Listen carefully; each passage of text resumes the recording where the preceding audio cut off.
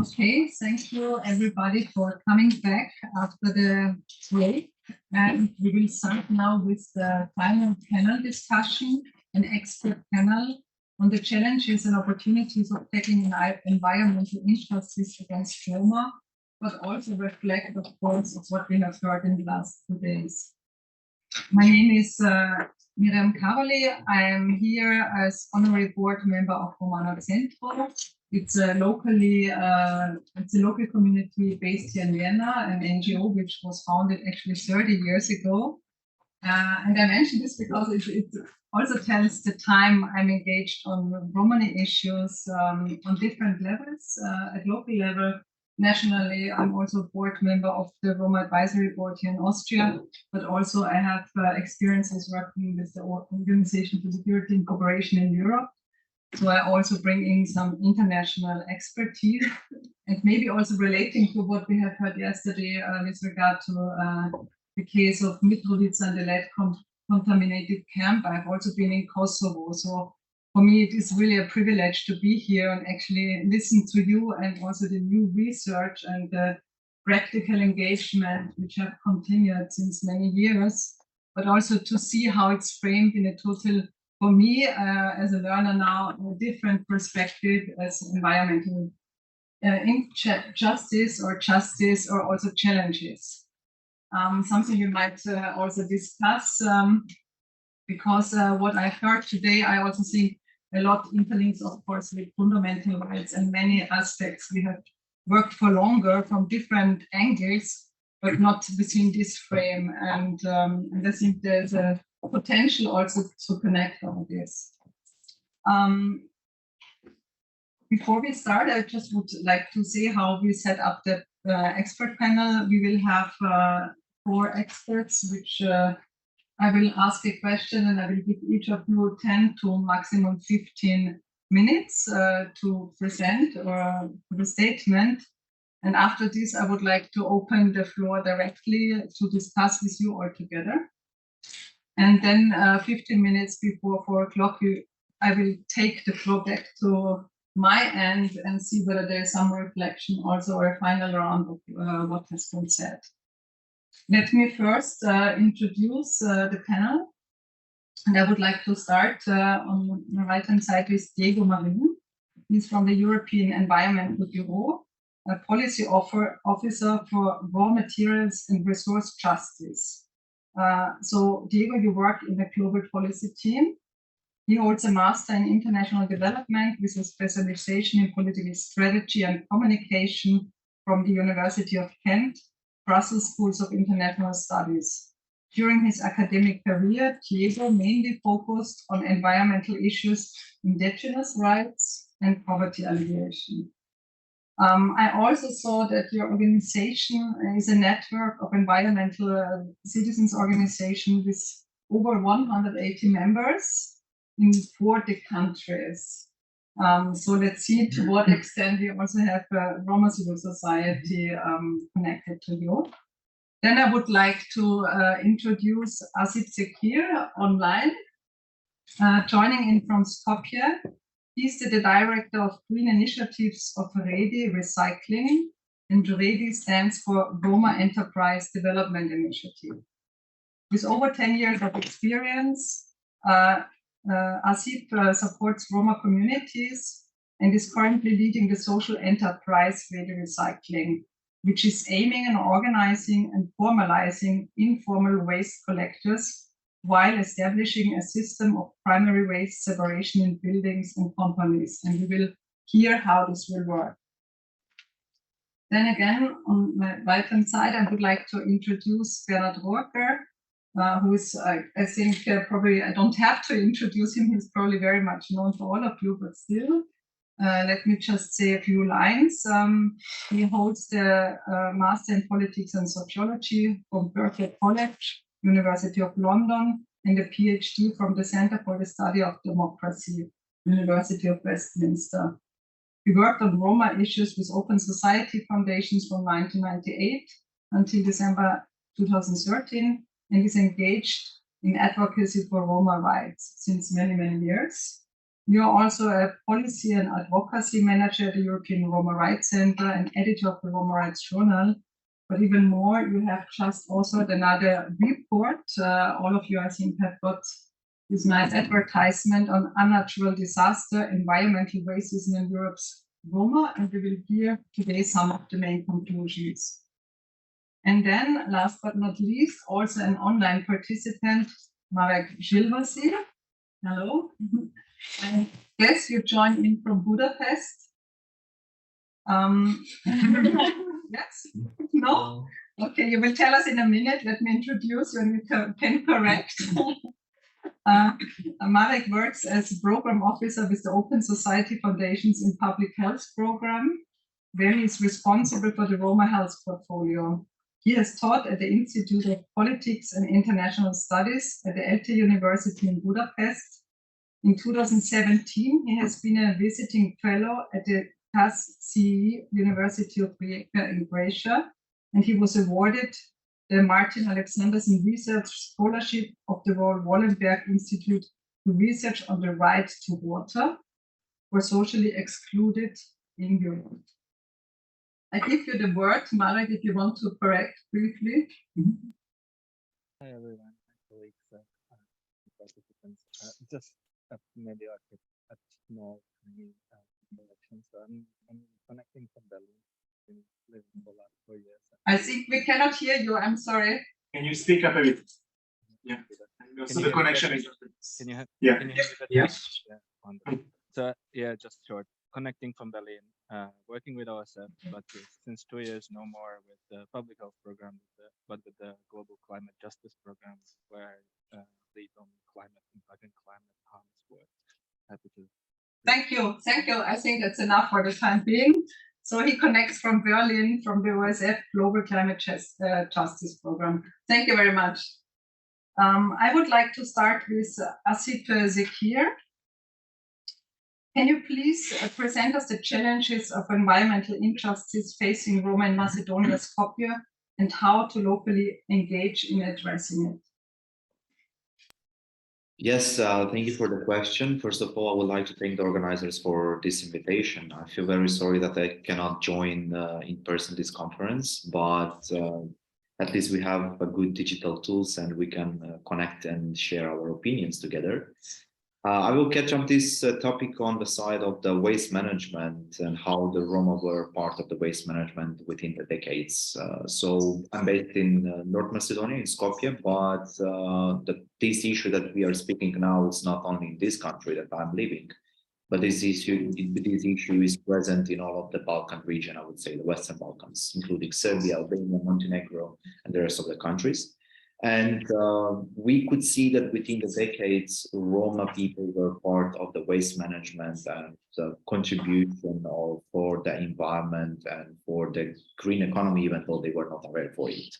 Maybe I can share my screen just shortly to present what I was meaning by when I said they have a lot of contribution in the society that is not maybe that much visible. So this is REDI recycling. I will just skip this slide and come back to it in a while.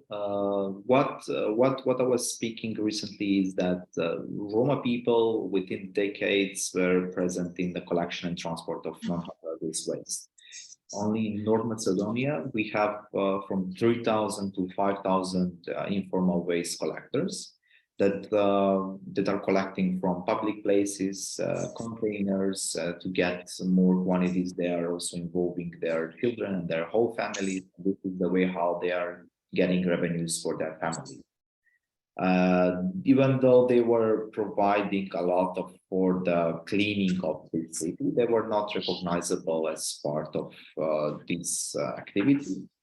But they weren't seen as the ones that are protecting the environment or contributing to the state economy and influencing the state economy, because even though they are not registered or they are not they do not have a legal entity, but they are still citizens of the countries or the states where they are living and they are operating. So the income that they get, they are spending on different costs that are actually also part and in the frame of that country, like food or some other supplies.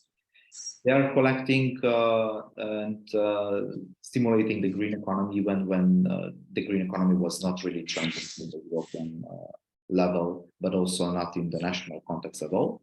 But they are still polite and calm, even though they have a lot of prejudice, a lot of stereotypes, a lot of discrimination, and even though they are in a very significant number, we didn't see them protesting or being rude with the society. And even though this problem is existing maybe more than 20 years, they still continuing with the persistence and tireless, and they are trying to survive by contributing this environment and this society.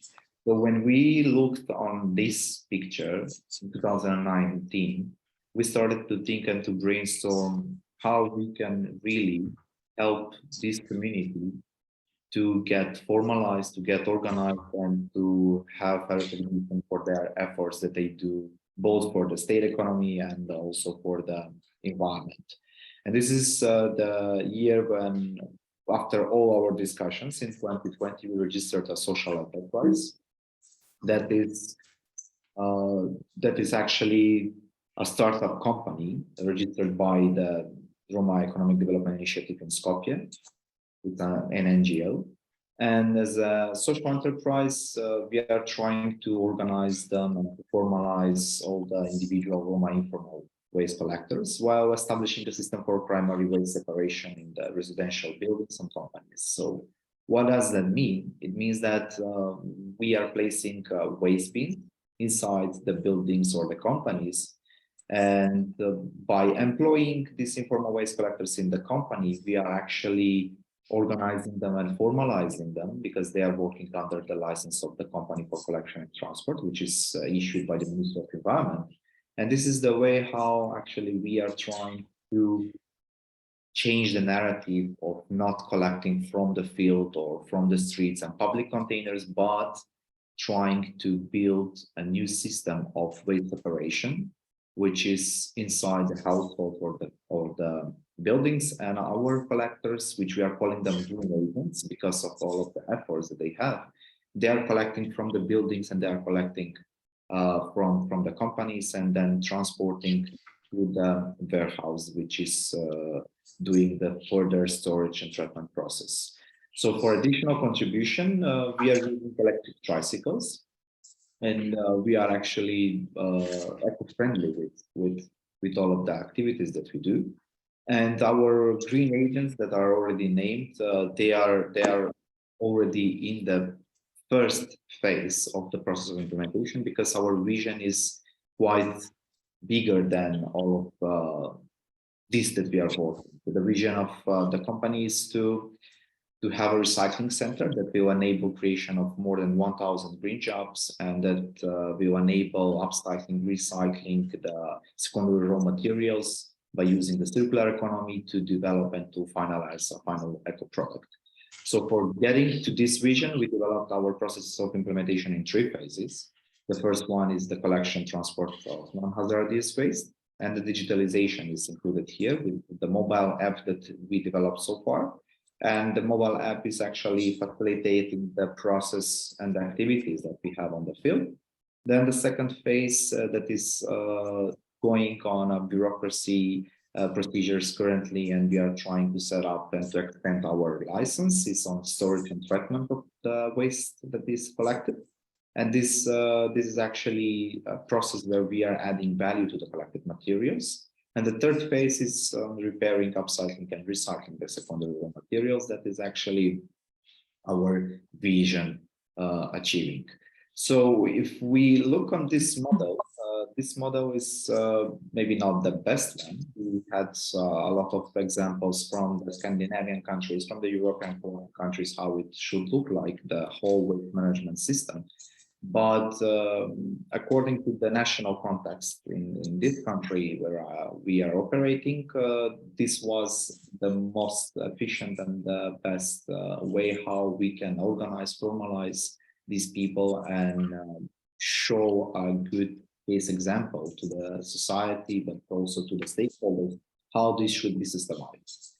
We faced a lot of challenges, definitely, and there are challenges also with the community of changing their habits, changing their daily routine, but still we should understand that this context and this issue is present for decades, and we need to double the period of working for it in case if we want really to have good results and to not have any informal waste collector on the field. So if we speak now about environmental justice or injustice, this is completely the fact that even though they were contributing for the environment, they were not recognizable like this, and this is definitely not fair. We had a lot of discussions and a lot of topics together with also in other conferences that these people should be recognized and really give them the title of green agent, because they are really contributing for the green economy, even though they are now seen as people who are in the gray economy. So I will not continue lot on this. I know that there will be a good discussion and you will have also good questions, and I'm happy to share with you my experience and the knowledge that we have here. Thank you. Thank you, Asib, for sharing this local startup initiative, which obviously has a very great vision, but we will later discuss. And I would like Rorke as the next speaker to present the key conclusions of your research on environmental injustice. Yes, okay. The floor is yours. Thank you.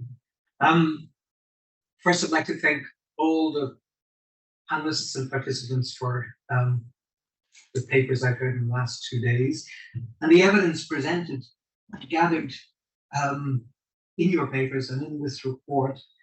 There's little doubt about the extent of environmental racism faced by Roma across Europe, and that it is a deliberate and structural form of racism.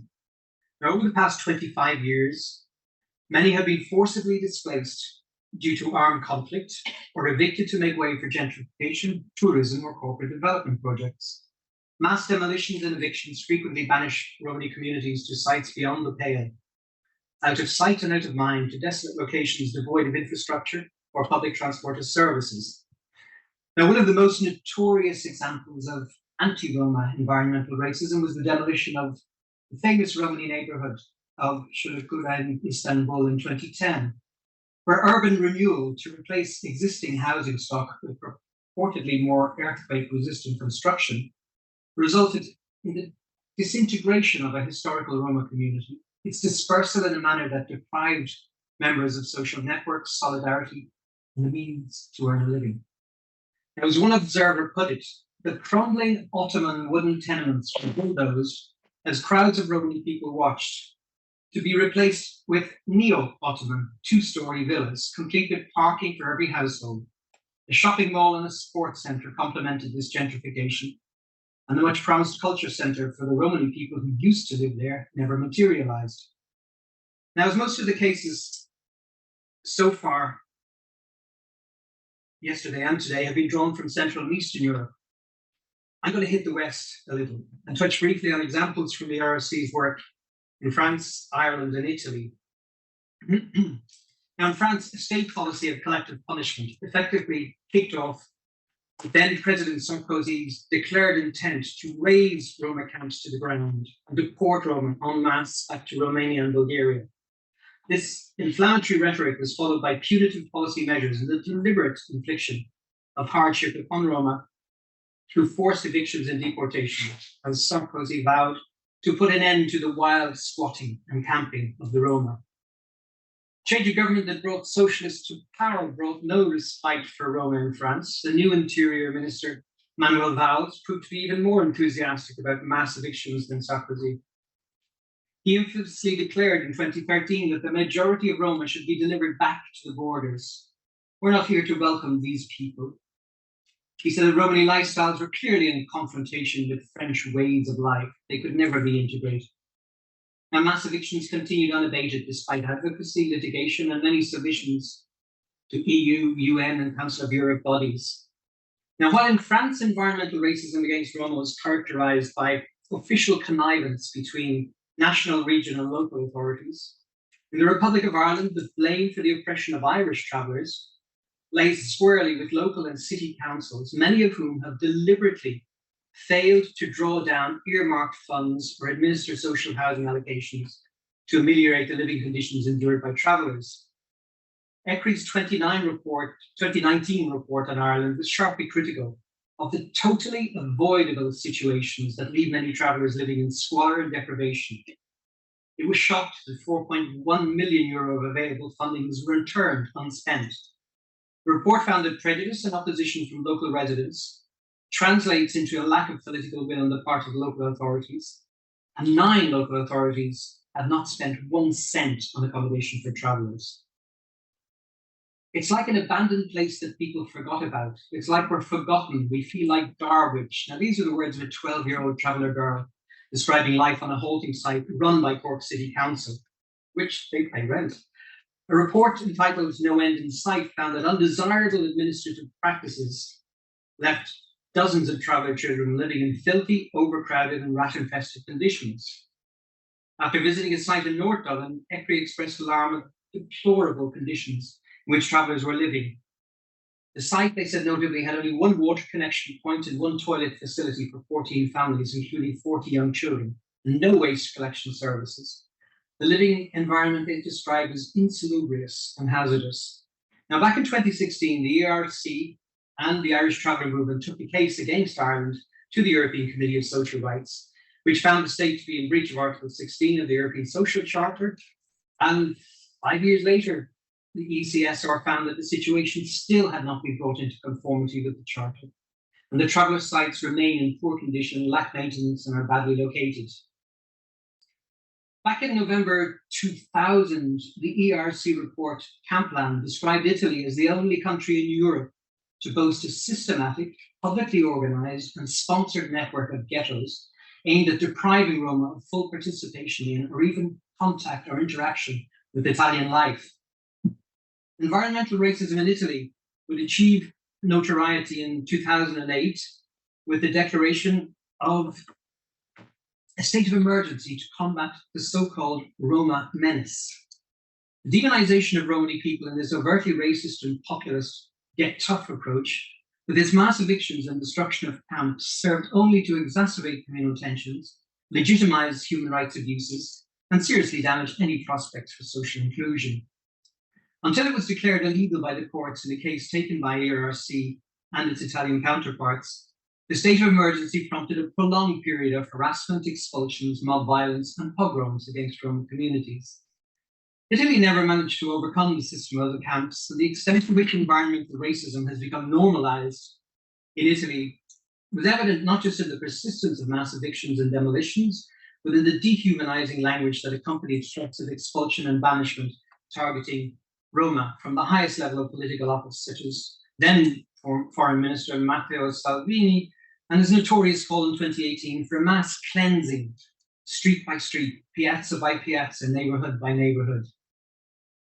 ERC's submission to the UN Human Rights Council in 2014 revealed the impact of environmental racism on Romani children raised in these camps, under guard or video surveillance. The children were prone to a number of severe debilitating conditions. They were more frequently born underweight than other children and became ill with respiratory diseases in greater numbers than their Italian peers. They suffered more often from poisoning, burns, accidents at home. There was a greater incidence of diseases of poverty, such as tuberculosis, scabies, and lice. The children exhibited high incidences of anxiety and sleep disorders, suffered from phobias, are hyperactive and have attention deficits and learning difficulties, conditions which are also predictive of more serious disorders in adolescence and adulthood. And these examples illustrate how official policies and institutional habits perpetuate environmental racism, which places racialized communities in hazardous living conditions, spatially segregates them, forcibly evicts them, denies them access to essential services, endangers their lives, and violates their fundamental human rights. Now, the insidious normalization of anti-Roma racism, the acceptance that banishing Roma to the physical margins of society is somehow the natural order of things, means that when French or Italian ministers of the interior speak of chasing Roma to the borders, that Roma could never be integrated, and what Italy needs is a mass human cleansing. There was little outcry, and even less by way of damage to the politicians' reputations. Now, on the issue of climate crisis and European policies, now in contrast to the ominous warnings of the increased chances of catastrophe, cascading disasters, and irreversible impacts from the UN IPCC, the European Green Deal sounds eerily upbeat and jaunty, marketed by European Commission President Ursula von der Leyen's Europe's new growth strategy, cutting emissions while creating jobs. Now, complete with catchy tags such as the boosting of the circular economy, a farm to fork strategy, a biodiversity strategy, and the European Climate Pact, where everyone has a place, each taking steps in their own worlds to build a more sustainable Europe. However, environmental groups decried the plan as barely scratching the surface, and the measures envisaged were described by Greenpeace as too weak, half-baked, or simply missing altogether. And they called on the Commission to follow its own agency's advice and rethink the economic system that for decades has rewarded pollution, environmental destruction, and human exploitation. Now, the Commission does acknowledge that the most vulnerable are the most exposed to the harmful effects of climate change and environmental degradation, and they want to ensure that no one is left behind, and that the just transition mechanism was put in place to protect citizens so that all EU initiatives live up to a green oath to do no harm. But nowhere is there mention of the harms done to marginalized and racialized communities in the European pursuit of a prosperous society. Environmental justice for racialized communities is not on this Brave New World agenda, and huge numbers of Roma risk being left behind once again. Lost opportunities include the EU Anti-Racism Action Plan. It calls for an intersectional perspective, but it didn't stretch to include concrete steps to end environmental racism or to provide remedy for its associated injustices. By the Commission's own reckoning, the first EU framework on Roma inclusion was an inexcusable failure. Now, its new, improved strategy. Environmental justice didn't make it to a priority in the body of the text of the communication, but it did surface in page 8 of Annex 1, which provided member states with guidelines for planning their national strategies. In a brief section entitled Delivering Environmental Justice, the Commission lifted 5 recommendations straight from the excellent 2020 Touch to the Wastelands report. Now, they annexed it from the main body of the communication, and responsibility to tackle anti-Roma environmental racism was consigned to the national level by the Commission and pushed outside its own purview and competences as guardian of the treaties.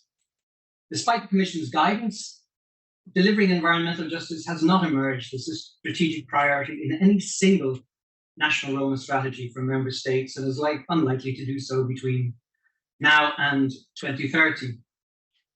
The European Environmental Agency, calling on policymakers to engage with vulnerable groups to ensure that no one is left behind, makes mention of how climate change acts differently on individuals, communities, and regions, and the most vulnerable groups, including older people, children, those of low economic status, and those with health problems.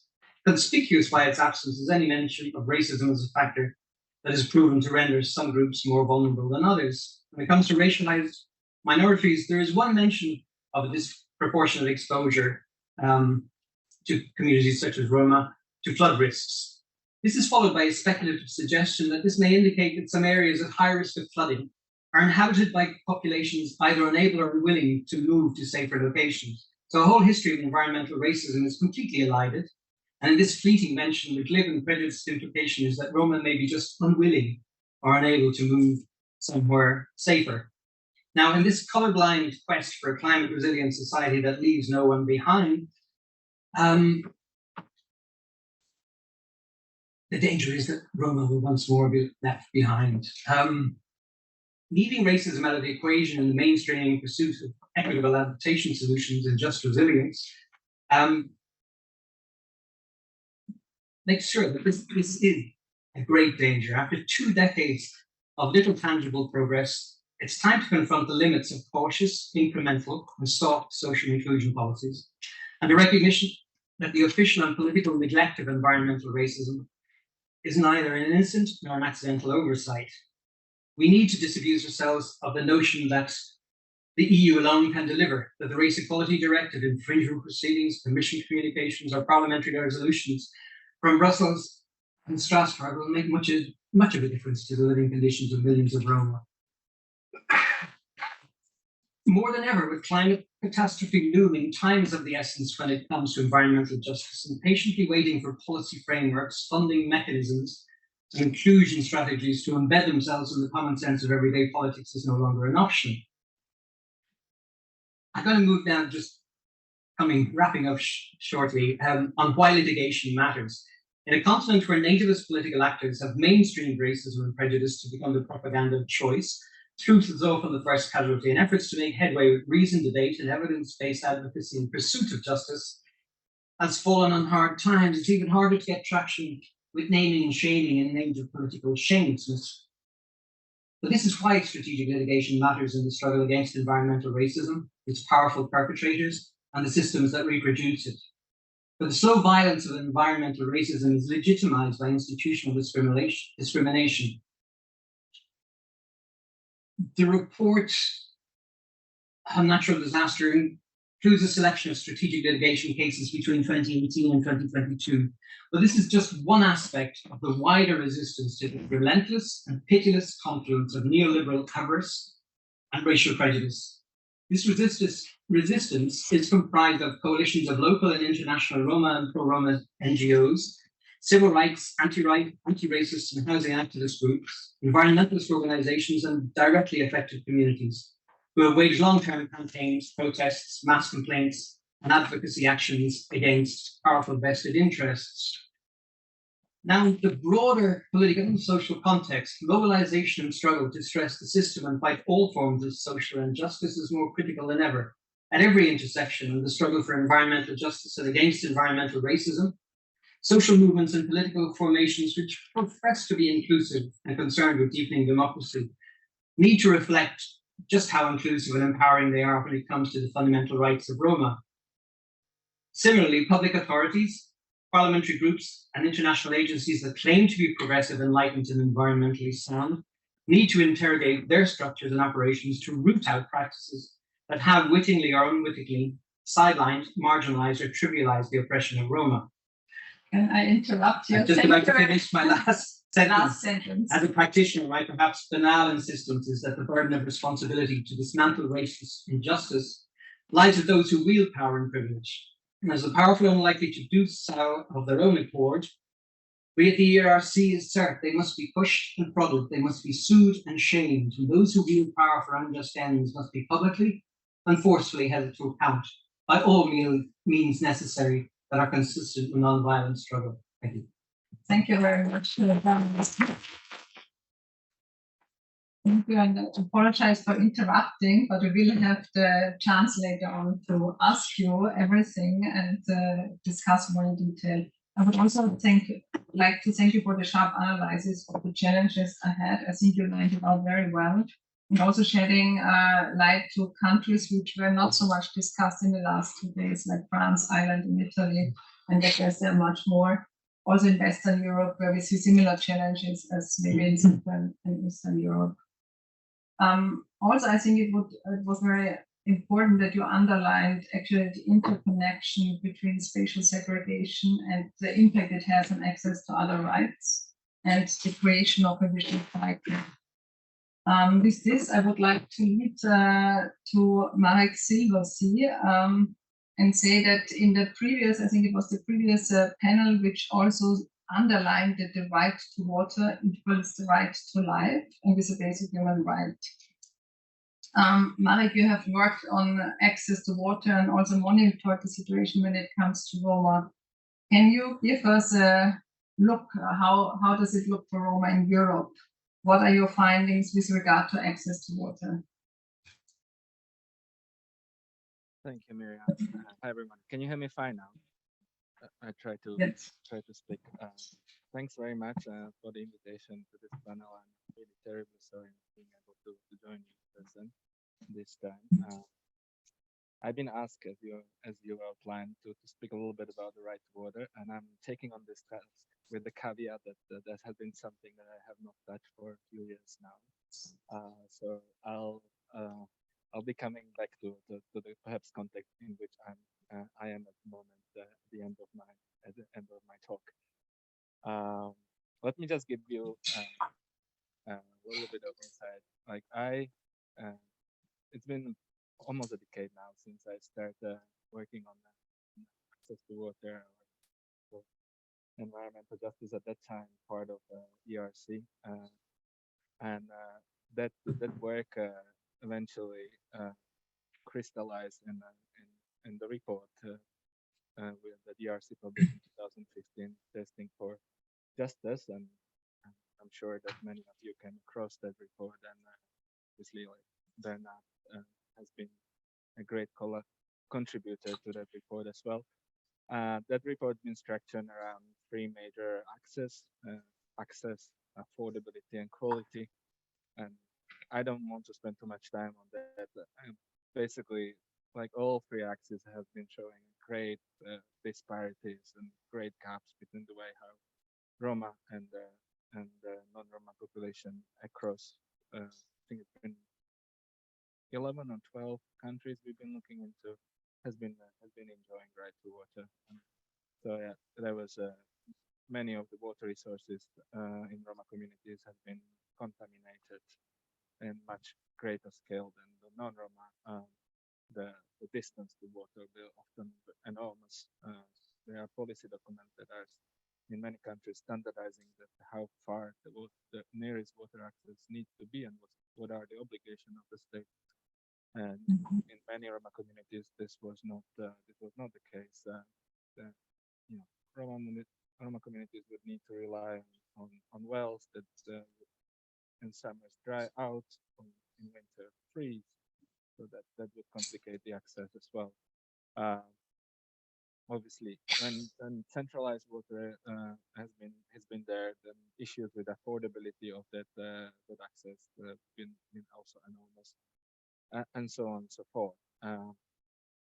I might like exemplify all this and perhaps one example. I think like Bernard would appreciate that as well because it's a legal example as well. It's coming from Slovenia. In 2014, the two Roma families in Slovenia filed the case against Slovenia to the European Court of Human Rights and access to water. It's been the very first, to my knowledge, the very first case and that the court had to deal with when it comes to access to water and ethnic discrimination. And the applicant, those families were claiming the lacking water and other basic infrastructure resulted in hygienic problems, frequent disease, discomfort, embarrassment, and pain. Moreover, and this is also like additional aspect to it, their children were suffering by these living conditions and they compromised their schooling and social integration. So this has been 2014. It's been sitting at the court for more than 6 years, and in 2020, the court rejected that application. And I think this case and this judgment is somehow exemplifying all the contradictions that we are facing in Europe when it comes to access to water and discrimination. So let me just like sum it up what the court was doing. So the application has been rejected while the court did not exclude state positive obligation to provide access to water and thus offer a path for developing human rights to water in Europe.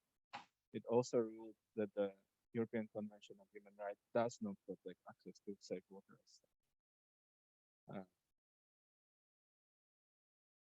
The judgment also recognized that the specific vulnerability of Roma in accessing water. However, the court ruled that Slovenia mitigated this precarity sufficiently by, and this I would like to stress, by awarding welfare benefits to the family applicants.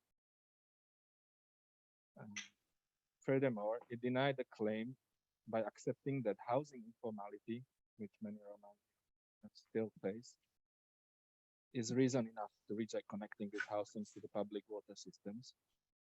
And finally, the court also argued that the applicants did not provide sufficient evidence that living without clean water for decades harms their health and dignity, and refused to examine a claim of unequal access to water as an issue of discrimination. So this has been a controversial judgment, and the court tended to interpret the precarious situation, this is my analysis, as a consequence of making individual lifestyle choices instead of structural injustice. I made these Roma families and Roma in general responsible for their poor living and health outcomes.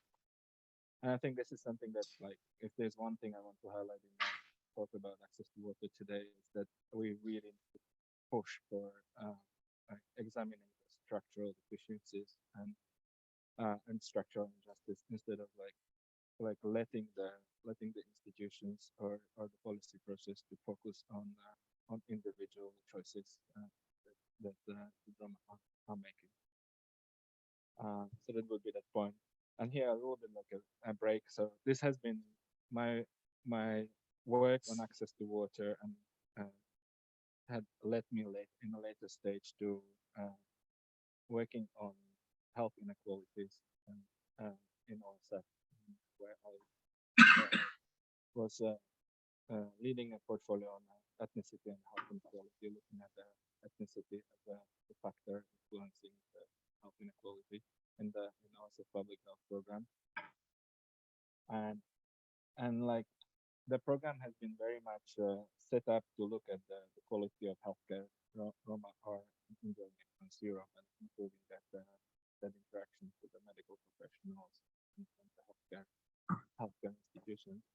But we soon realized that this is just the heart of the story, and that equally important, if not, is the living environment that Roma communities are situated in, that is impacting the unequal health situation and health access. So the whole program started moving more towards environmental determinants of health, and also climate determinants of health.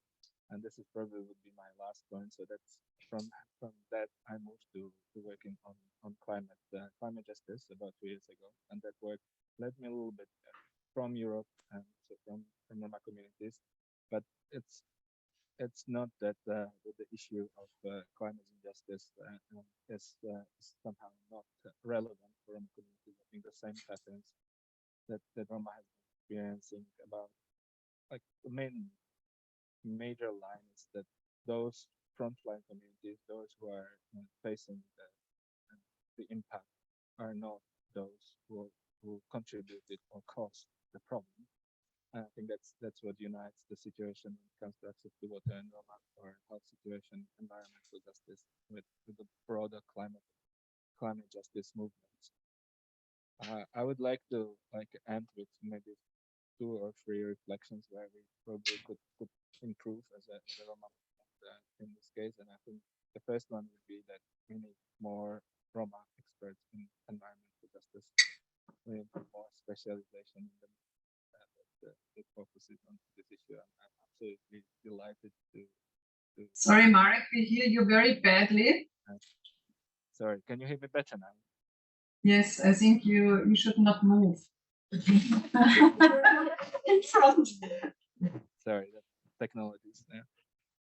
So yeah, I was just wanting to make 2 or 3 points. Like, one is that I would really think that it would be great if there is more Roma specializing in issues of environmental rights, justice, climate, because I think that's Is it possible that you take the headphones off? Yes. I'm not sure, but you can try. Let's try. Let's try. Yeah, it's okay. So I'll maybe make these other points at the later stage where I connect with the phone. Maybe the phone would be easier. So let me stop here. And thank you for the invite. Oh, it's good. No, please, can you make your 3 points? I think we. Please. Yeah. So first one, We'll manage. we need more Roma to be involving with the debate on environmental rights, climate, and EU green transition, just transitions. I think that's a very important element, that there is a Roma voice. All these big processes that's happening. We also need some more alignment. You might be aware that, and I think like here we should not be shy to congratulate the movement. Actually, the very first EU policy document with environmental justice has been featured is the 2020 Roma framework. That was the very first time that EU institutions had recognized very boldly the issue of environmental justice and mandated FRA, the Fundamental Rights Agency, to monitor and collect data. It has not been in any other policy context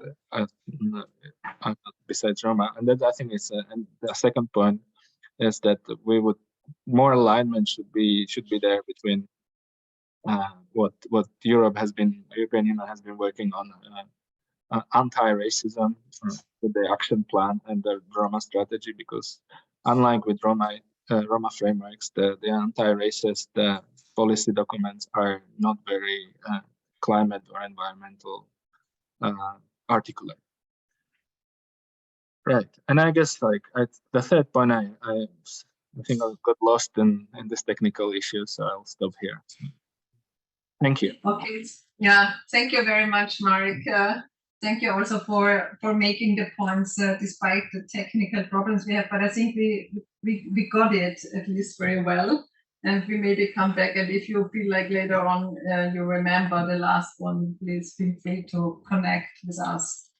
I think you gave us with your ending position kind of a good transition to the last speaker. Like you said, you would recommend that we have more Roma expertise in environmental rights movements or in green transition processes, and we also need more alignment. And with this, I would like to turn to Diego Marin from the European Environmental Bureau in Brussels. The last 2 days, we have discussed a number of different human rights challenges and injustice facing people in Europe. Your organization, works to promote a healthy planet for the next generation. How can we make sure that all communities benefit from it? And we just heard some of the challenges. Can you draw from your experience to ensure healthy environments for marginalized communities as well? Or do you, from your work, have experiences as how to reach out to marginalized communities and Roma? And my last point, also making the link from what Marek said, and I would be also very interested, are there actually Roma organizations within your great network? Okay, thank you for that, and thank you very much for having me today. Great all speeches all around. I want to mainly touch on how this came to be. About 3 years ago, well, 4 years ago now, with OSF, we were basically looking into environmental justice in Europe, particularly with Roma communities. And we came out with, oh, by the way, I have this, yeah, I can, Face it towards. there we go. Okay, yeah, I mean, I will speak and I'll just have some slides there and, make the most of it, I guess. I don't really have to explain too much of what we mean by environmental justice, but I just want to give a little bit of the background on this. So, and I'll mention of our report as well, but this concept of environmental justice is not very well understood here in Europe just yet. Just like Marek mentioned, the first mention of the environmental justice concept within EU law was just introduced in 2020. So really, really far behind the United States, for example. However, the concept of environmental justice is not very well understood within policymaking, but also within civil society space. We've had some workshops lately, last year actually, with some Roma rights NGOs that weren't focusing on environmental issues. And one of the things that we heard the most is that Roma rights organizations were saying, look, we lack funding, really have difficulties, carrying on our work, that there's a lot to do. It's difficult for us to look into the environmental concept because we're not toxicologists, we're not ecologists, we're come from the social sciences or economic policy, what have you. So we noticed that there was a big rift and a gap of how to create these synergies, right? So this is why it's really important to reiterate that concept, to really have people discuss it, even if they don't understand it within policymaking spaces. The fact that academia and the fact that we're having this basic conference is a good acknowledgement that the concept is evolving and is advancing.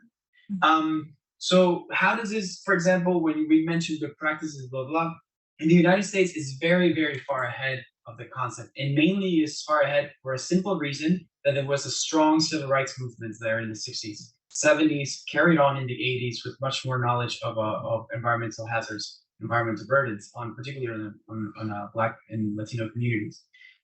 There's the Executive Order of 12898 back in 1994 that was introduced by the Bill Clinton administration.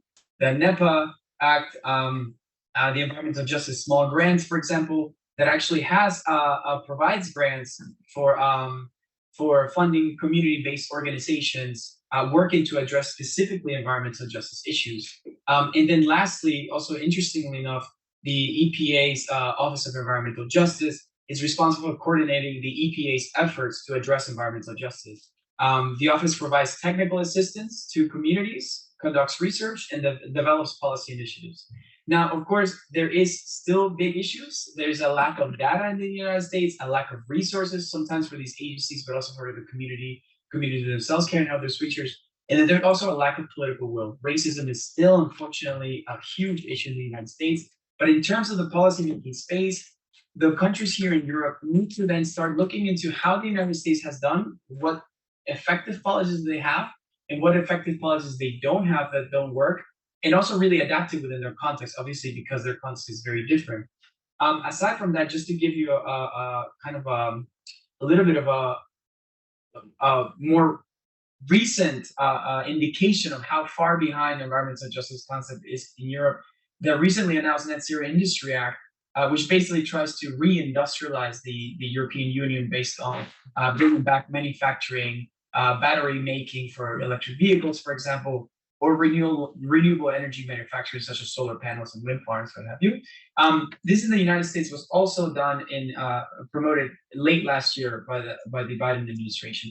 And within this act, within the US, it's the Inflation Reduction Act, they have funding for environmental justice projects, providing $3 billion set aside for funding environmental justice projects, which will be used for community-led efforts to address environmental pollution and other environmental hazards in their communities. We don't have this in the Net Zero Industry Act. So this is what I'm saying. On one end, we have finally a recognition of an important recognition in 2020, but just now for Roma communities, right?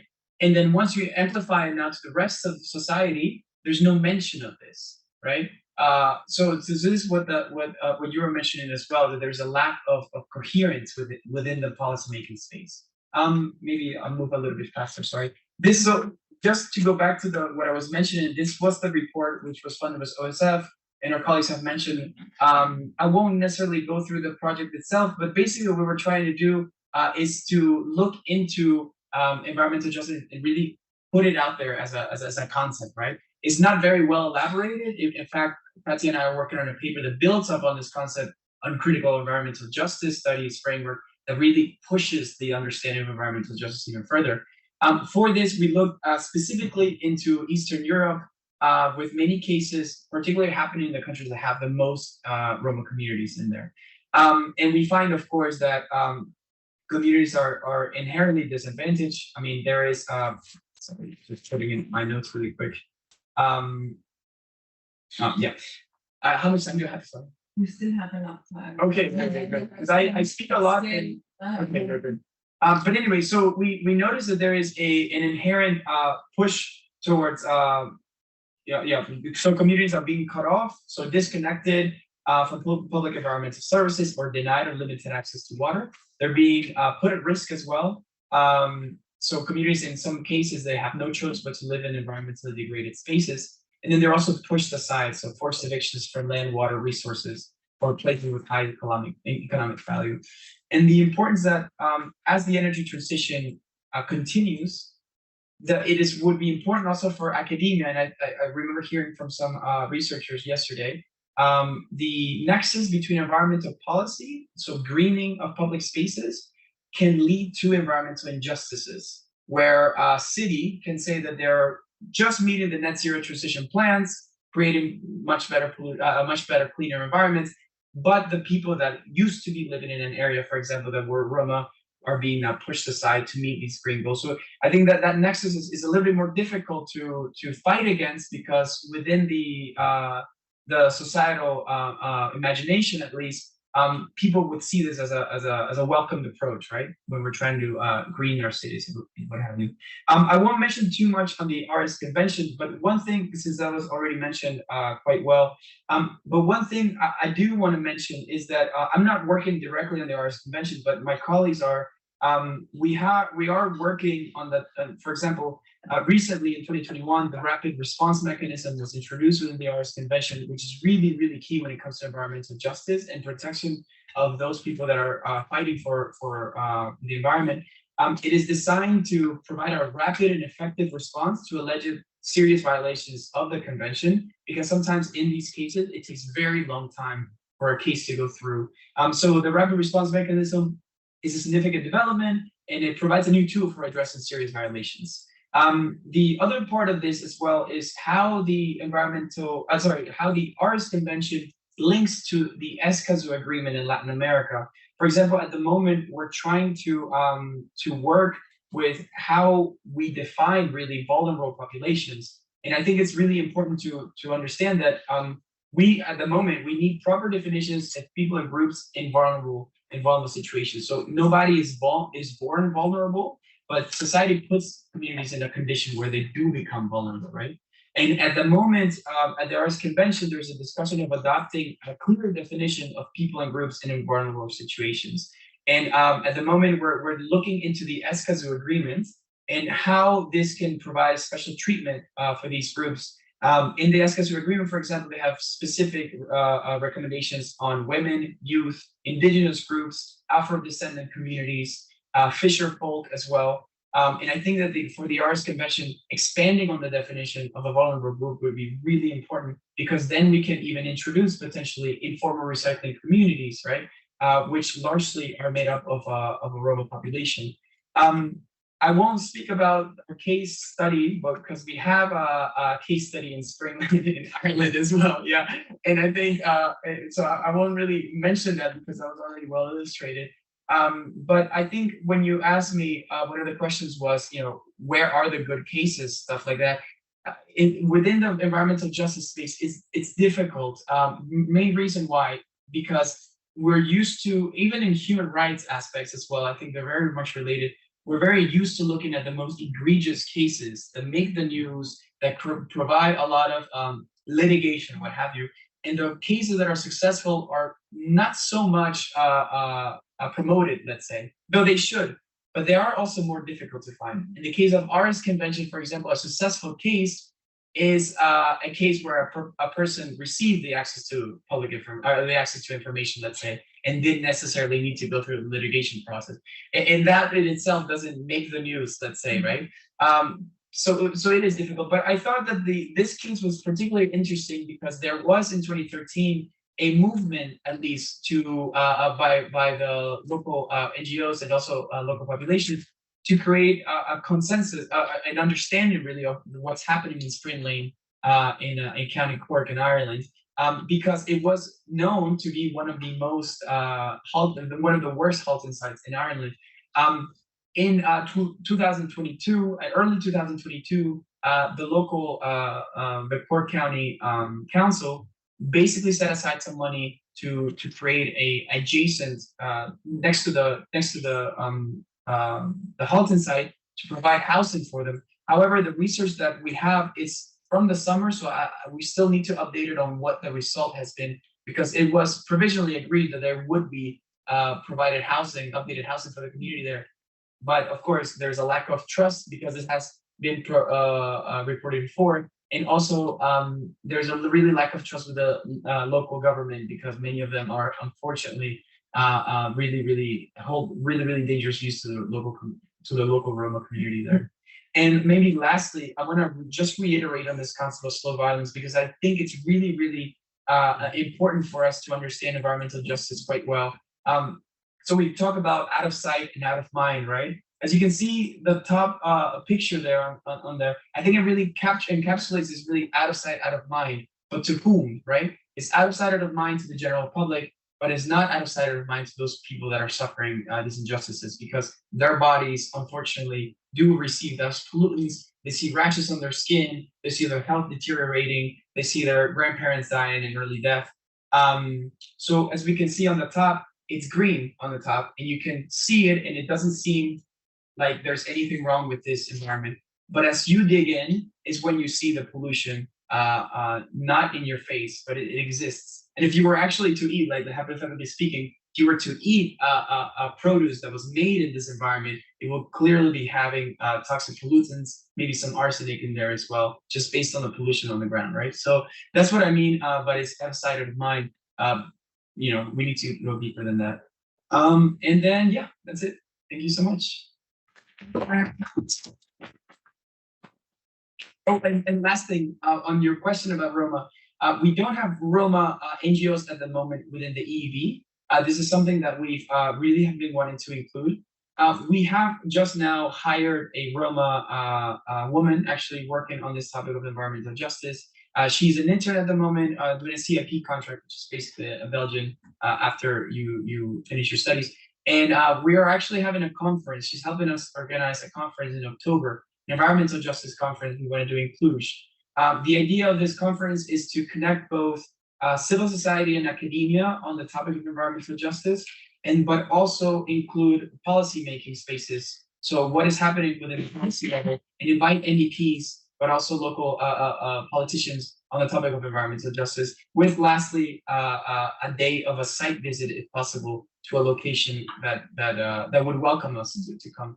So anyway, this is being planned at the moment in October, and would love to be in touch with all of you so that we can really promote it and invite as many people as we can.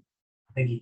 Thank you very much. So you took already my word. I wanted to say, great, we have you, and here we have the people you can connect with. But let me thank all of you. I think we heard a lot about challenges. I think very in depth. There might be questions to that, but also about opportunities from the example of Northern Macedonia and Skopje, or more globally from the work of the EBB. With this, I would like to open the floor for discussion and questions.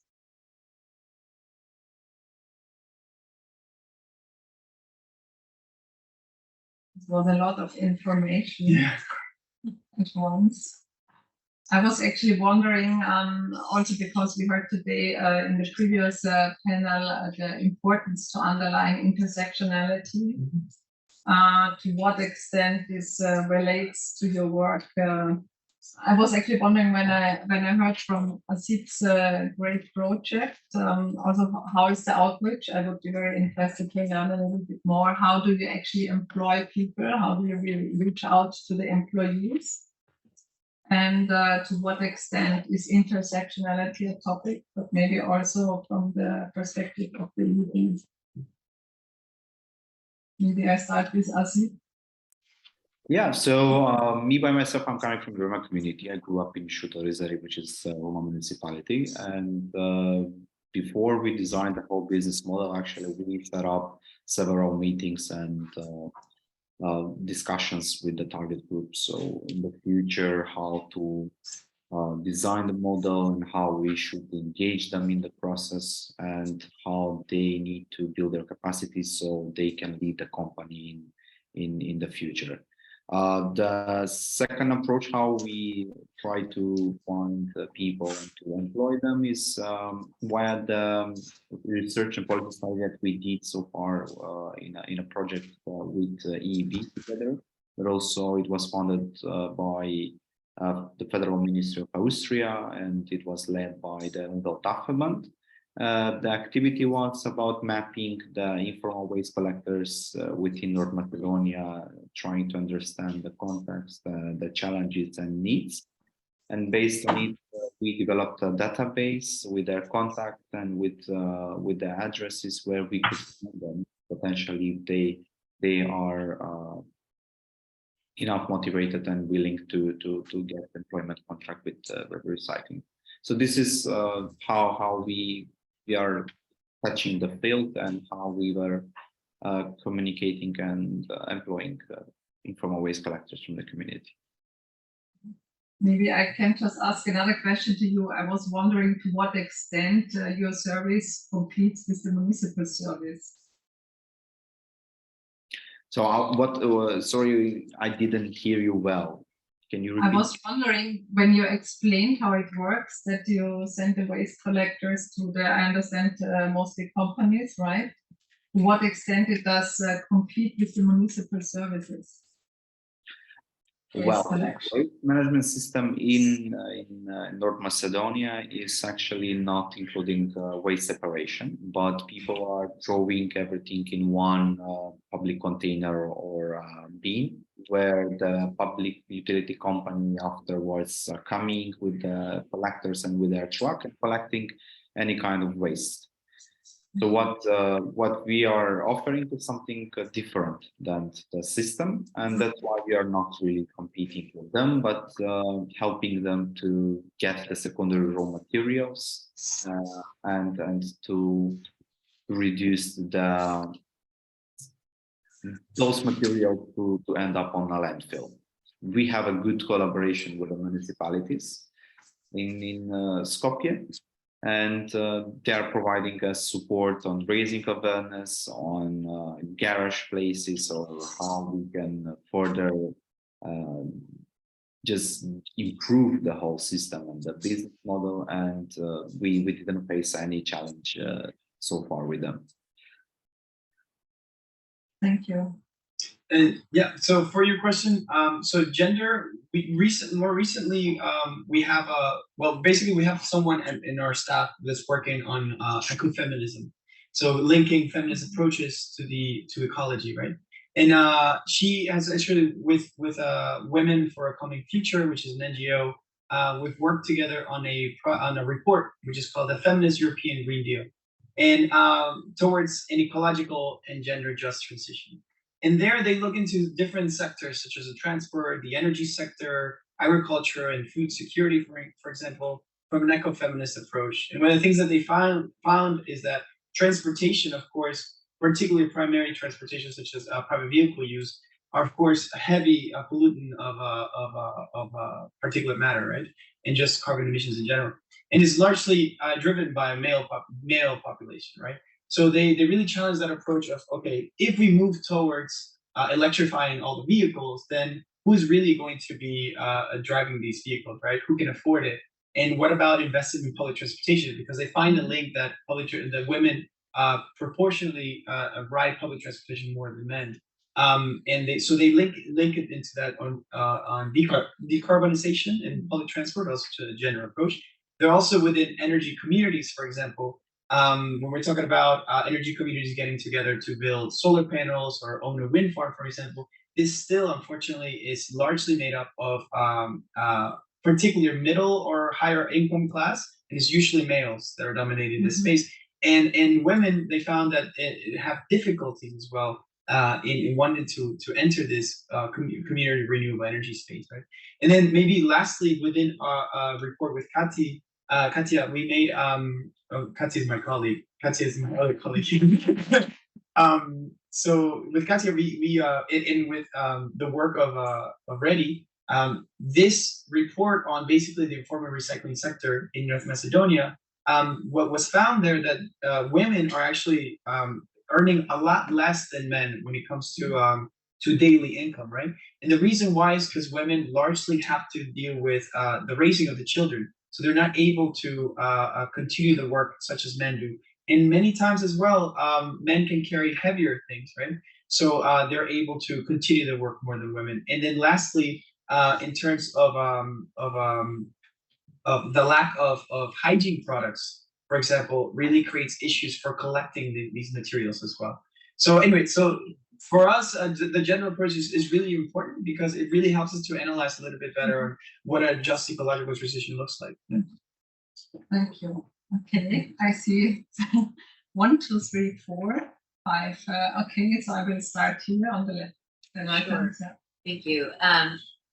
As a lawyer, I've been struck by, I think several of the conversations over the last couple of days have highlighted the importance of legal strategies, of better legal protections, strategic litigation as ways to challenge some of the unjust realities that we have documented throughout the last 2 days.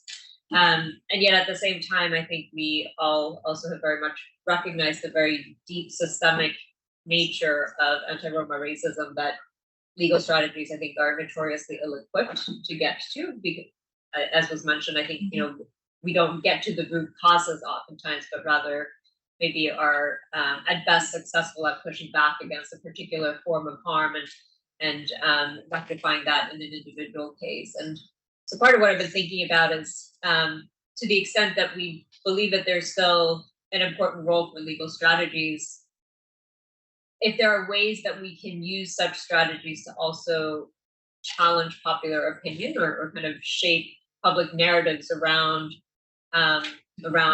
Roma rights. And if there's a question in my reflection, I suppose it's both to this panel and to the one prior, whether we have any examples that we can point to, or whether the outcome of the litigation itself was successful or not, where it played a positive role in kind of challenging how majority communities are approaching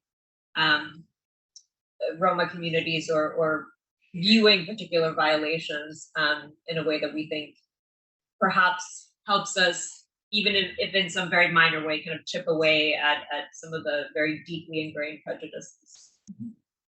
I will collect 2 more questions and we do a round, and then the next one. There was one here, and then we move. Yeah, I'll go ahead. Okay. I think this question is for Varna. Yeah. So I was listening to what you were talking about, how the French politicians say this is totally against the way of life. I was also thinking of the case of the Sami indigenous communities in Scandinavia, and how there is also this discourse, and currently a lot of also violence against them for all these new projects which are coming up. And I was wondering if there has been ever any thoughts or ideas to bridge some alliances between also the indigenous Sami community in Scandinavia with the Roma community.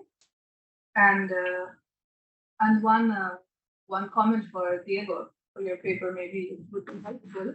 Instead of in the last slide you spoke about slow violence, structural violence, epistemic violence, and some colleagues in Central America have been trying to look at also these different ways of violence and then trying to see it from a multidimensional approach, which is basically it's slow violence, but it's also fast violence in terms of, or direct violence in terms of evictions. It's also epistemic violence. It's also structural violence. So maybe you club it all together and send you the paper. Yeah, please. Maybe we answer these 2 because there were 2 questions to Robert. First one, the second, and then you, and then we continue with the questions. I have no idea. On the question of the strategic litigation, can it make it, and are there any examples of chipping away? I can remember in 1999 doing the first grassroots school desegregation projects, and we were attacked by not just the right and those in power, but by well-intended civil society liberals who said we were being extremists, that we were confrontational, that we were, this came from the word liberal, and that we were importing American ideas. So the virtue of winning a case, of course, judgments don't automatically lead to justice, but it means an end to these tedious debates of having to justify to say what's right and what's wrong about racial segregation. We were told not to call it that. So it takes us to a step that the word is now used in all official documents. It's being used in the European Court of Human Rights, the European Commission. So in terms of when the word was, they were trying to tell us it's taboo, when the injustice didn't have a name, and it was considered to be routine that Romani children at graduation, they would have a separate graduation ceremony, that while non-Roman children had stainless steel cutlery, Romani kids were given plastic cutlery, that the gypsy annex of the school would be the rundown, shitty building away from the facilities. That form of segregation has been, so the segregators have to try hard and be more clever to continue segregating. They can't do it without being challenged. There have been, infringement proceedings have been launched against Hungary, Czech Republic, and Slovakia.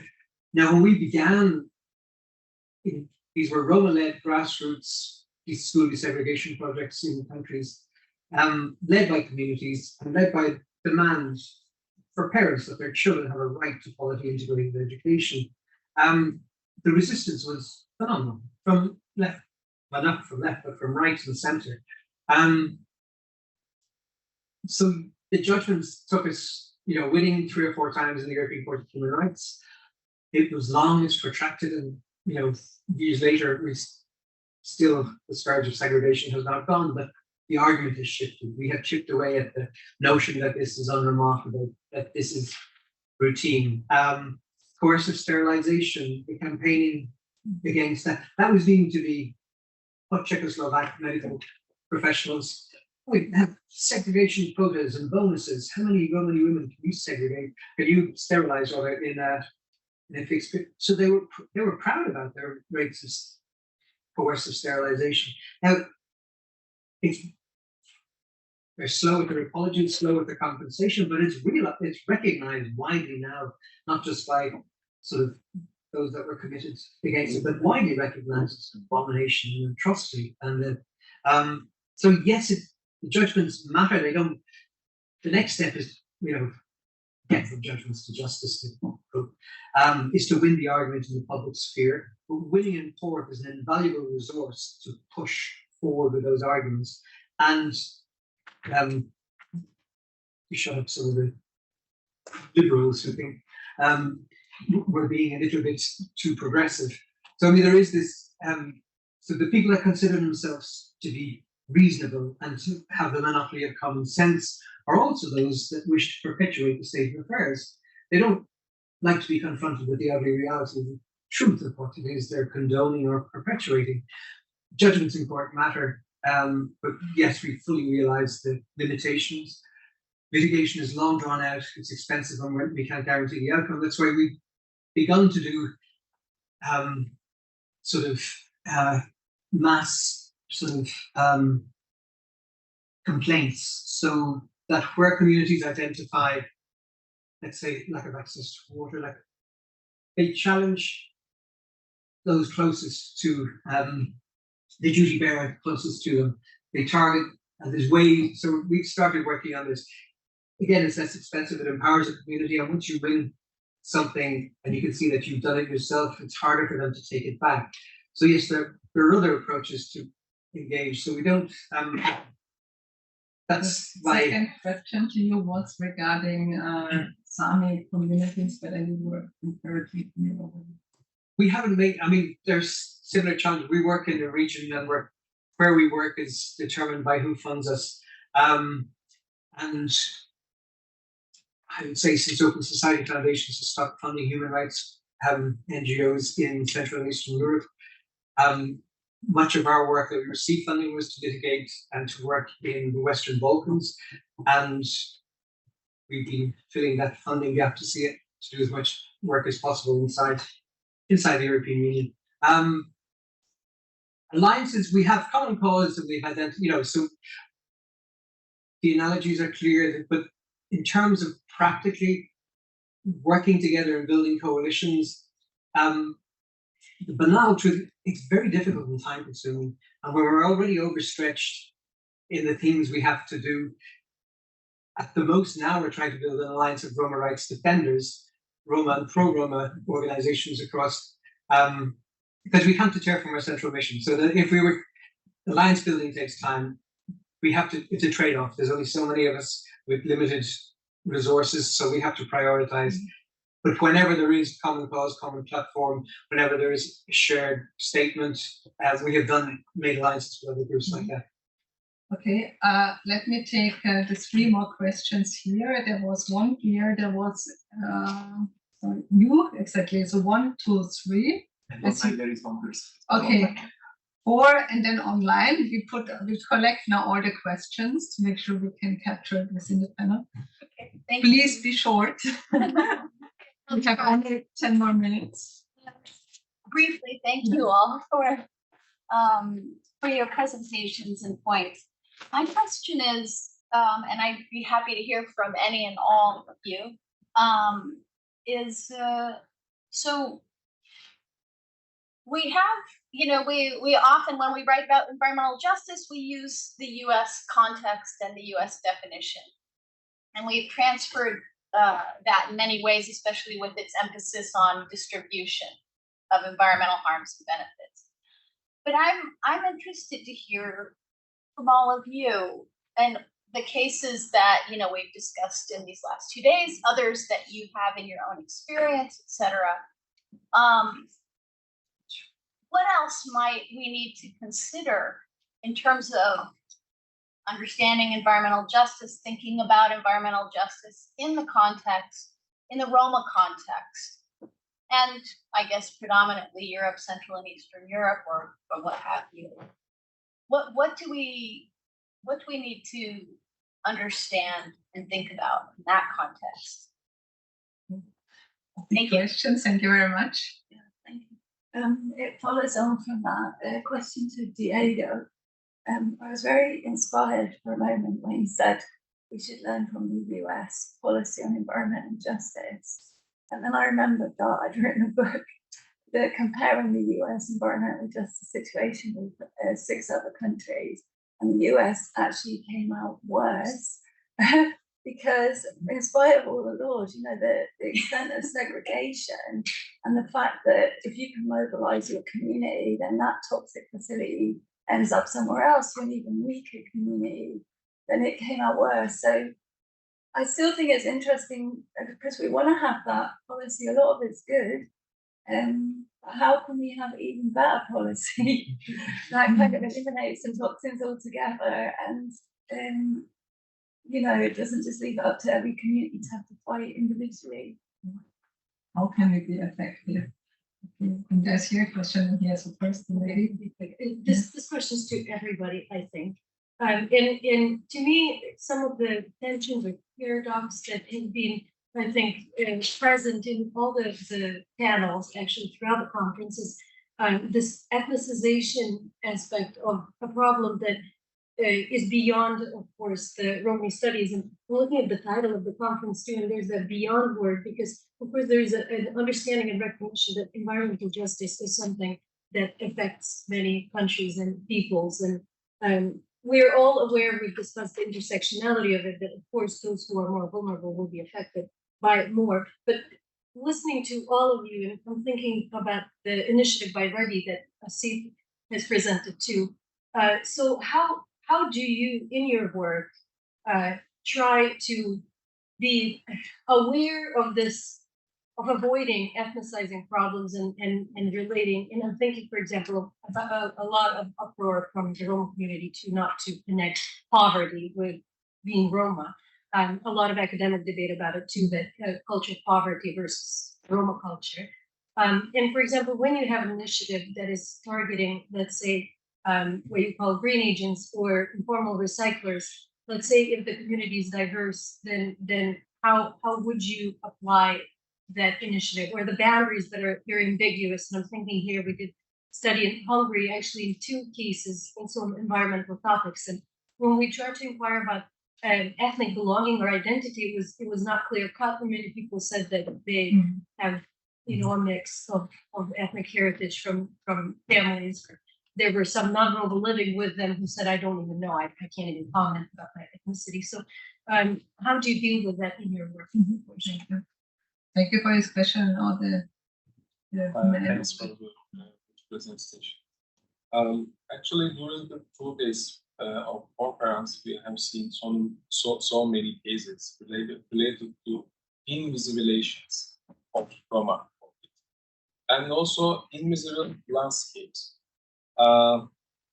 So many cases, I said, for example, Nicola, and also Georgia mentioned the institutional invisibilizations of the Roma. Many times policymakers use invisibilization as a political strategy. But my question to Bernard, how can make visible environmental justice cases on Roma? Okay, thank you. Maybe we take in the last question, this online question, if Martin could read it out. No, I think the person can say it herself. Okay. Hi. Hi, can you hear me? So thank you so much for that. My question starts from sort of a comment on the conference so far, because I felt that with many of the case studies that we've seen, you could almost see how you could have that kind of case study for every region. And that got me thinking about how much we don't know about the problem. And as a panel of experts, I wonder what you can tell us about the limitations of, well, essentially what we don't know, and how you think we can overcome that. And on that issue of missing evidence and problems that are not legible, I'm also wondering if you as experts could maybe share with us as participants some of the materials that you've used for your presentations. And I've noticed that that Bernard might have a typewritten version, for instance, of his presentation. I'm wondering if he wouldn't mind sharing that with us. And Diego, you also give this fascinating facts every once in a while. For instance, yesterday at the end of the presentation, you mentioned a Roma person on average picks up 11 pounds of waste. And I've never seen that statistic anywhere. And I'm wondering if there's any way to pool resources, because I think it's one of the earliest academic endeavors into this field, and you're here, you seem to know much more about this in terms of facts on the ground than we do. So I'm wondering, do you have any ideas of how we can share knowledge more easily? Okay. Yes, so yeah, I was asked for a quick final round, but I think we should take the last question from Diana and combine it with maybe the one from over there, which was about if you think of the US definition on environmental justice, what else do we need to know to consider environmental justice for Roma in Europe?